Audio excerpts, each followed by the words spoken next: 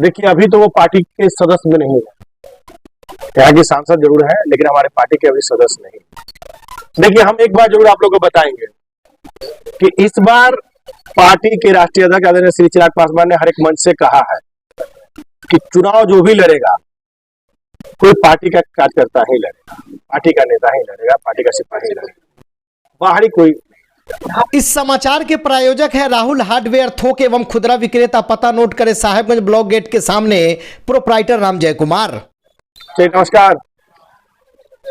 आज इस प्रेस वार्ता का मुख्य कारण है कि कल हमारे पार्टी के राष्ट्रीय अध्यक्ष आदरणीय श्री चिराग पासवान जी का साहेबगंज विधानसभा अंतर्गत रामपुर हाई स्कूल, जो उच्च विद्यालय के नाम से कहा जाता है, उसमें रविवार दिन 11:30 बजे कल उनका कार्यक्रम होना सुनिश्चित हुआ है।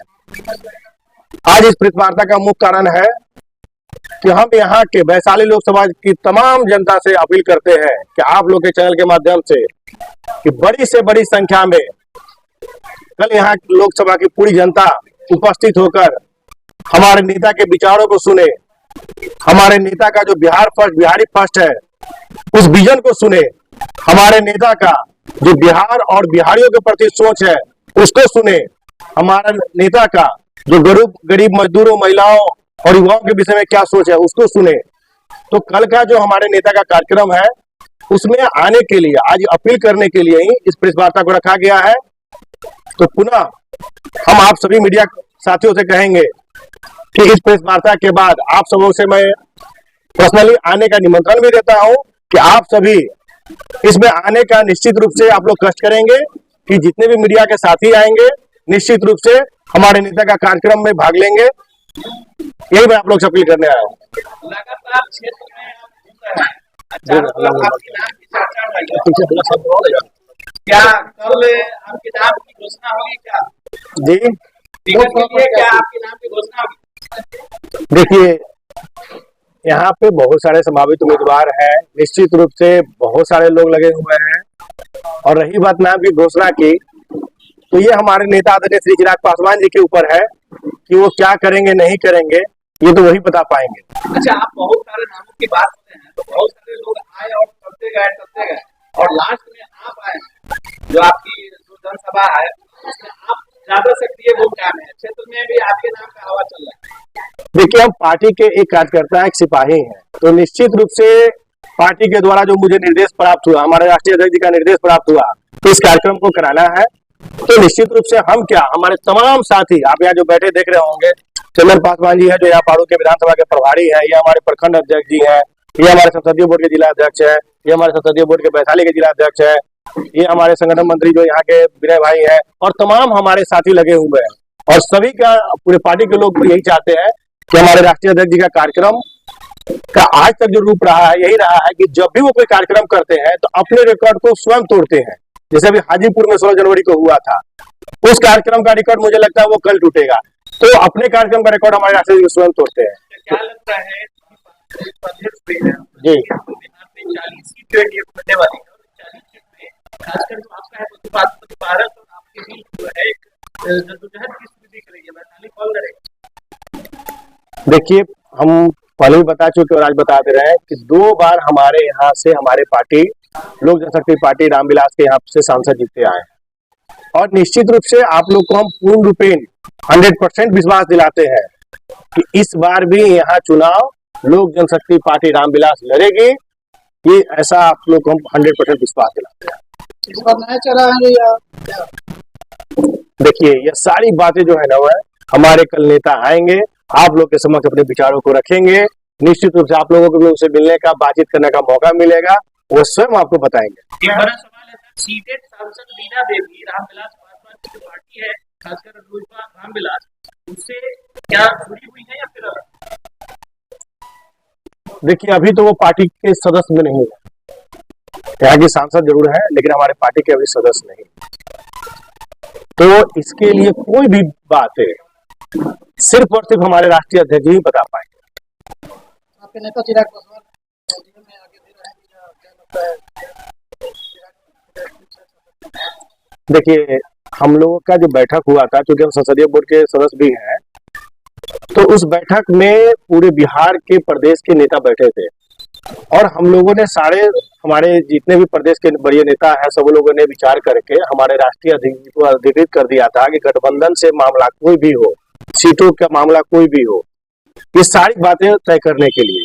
तो इसमें हम लोगों को कुछ पता नहीं चलता है, वो राष्ट्रीय अध्यक्ष स्वयं निर्णय लेते हैं कि किस गठबंधन में रहना है, कहाँ सीटों का तालमेल करना है, क्या करना है, वो सारे निर्णय वो स्वयं उनको अधिकृत है। बात होती है लेकिन इंटरनल होती है, लेकिन वो चीजें हम लोग मीडिया के सामने नहीं रख सकते हैं ना। वो बात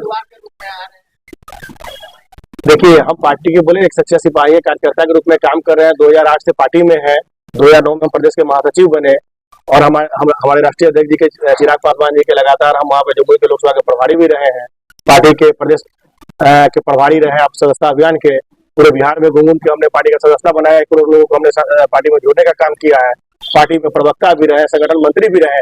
तो निश्चित रूप से अगर हम पिछले 16 सालों से काम कर रहे हैं और हर एक राजनीति करने वाले लोगों की इच्छा होती है कुछ न कुछ पद पाना और चुनाव लड़ना, तो निश्चित रूप से इच्छा तो हमारी भी है, बाद बाकी निर्णय हमारे राष्ट्रीय अध्यक्ष जी का होगा।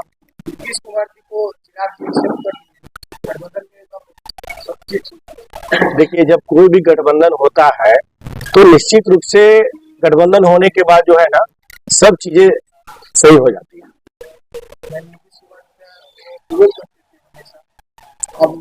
नहीं, कभी भी हमारे नेता किसी व्यक्ति का विशेष विरोध नहीं किए हैं। हमारे नेता उनके नीतियों का विरोध करते थे, न कि उनका विरोध करते थे।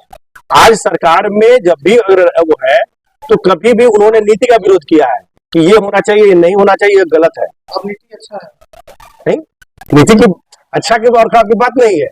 बात है कि सरकार में जब हम लोग अगर है तो निश्चित रूप से अब जो भी होगा चेंज होगा, जो पहले गलतियां होती तो नहीं होगा। आप देख रहे होंगे कि जब से ये एनडीए की सरकार बनी है लॉ एंड ऑर्डर सही हो गया है, पहले जो आए दिन घटना होती थी अब नहीं हो रही है। तो निश्चित रूप से बहुत सारी ऐसी चीजें हैं कि गठबंधन में जब 5 लोग आते हैं तो उनके हिसाब से चेंजिंग होता है, तो निश्चित रूप से वो आगे सही होगा।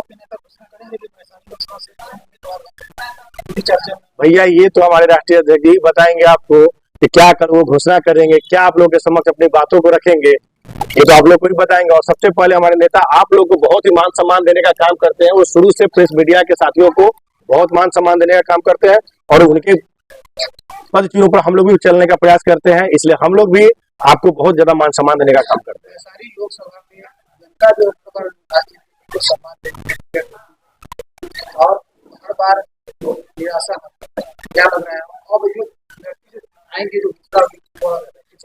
देखिए, हम एक बार जरूर आप लोगों को बताएंगे कि इस बार पार्टी के राष्ट्रीय अध्यक्ष आदरणीय श्री चिराग पासवान ने हर एक मंच से कहा है कि चुनाव जो भी लड़ेगा कोई पार्टी का कार्यकर्ता ही लड़ेगा, पार्टी का नेता ही लड़ेगा, पार्टी का सिपाही ही लड़ेगा, बाहरी कोई। यहाँ पे सर दोनों दिग्गज जैसा है, बीता भी चल रहे हैं, इसके बाद बीना देवी, ये सब बाइकआउट करके वैशाली की चुनाव जीत लेंगे आपके नेता। देखिए, सबसे बड़ी बात हम क्या बोले कि ये तो नेता को निर्णय करना है ना कि नेता क्या निर्णय लेते हैं, और नेता निर्णय करते हैं। अब गठबंधन की बात हो, सीटों की बात हो, किसी को लड़ाने की बात हो, तो निश्चित रूप से नेता सारी चीजों को सोच विचार कर निर्णय करके ही ना कोई निर्णय लेंगे। क्षेत्र में जा रहा है, क्या जनता खुश है वर्तमान से?